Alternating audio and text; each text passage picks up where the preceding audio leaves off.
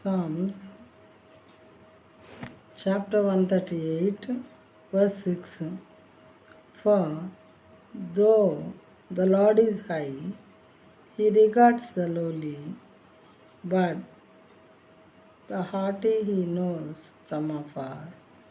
యెహోవా మహోన్నతుడైనను, ఆయన దీనులను లక్ష్యపెట్టును. ఆయన దూరం నుండి గర్విష్ఠులను బాగా ఎరుగును. ఆయన దీనులను లక్ష్యపెట్టును. యెహోవా మహోన్నతుడైనటువంటి దేవుడు, సర్వసృష్టికి కారణభూతుడైన దేవుడు, అద్వితీయ సత్య దేవుడు అయినప్పటికీ, ఆయన అంత గొప్పవాడైనప్పటికీ దీనులను లక్ష్య పెడతాడంట. ఎంత మంచి దేవుడు చూడండి. దీనులైన వారిని, దరిద్రులైన వారిని, పేదలను, బాధపడు వారిని, వాళ్ళని లక్ష్య పెడతాడంట. అంటే వాళ్ళు ఏం చేస్తున్నారు, ఎలా బాధపడుతున్నారు వాళ్ళని చూసి వాళ్ళకి సహాయం చేయవాడుగా ఉంటాడంట దేవుడు. ఎందుకంటే వాళ్ళు కూడా ఈయన బిడ్డలే కదా, ఆయన సృష్టిలోని వారే కదా.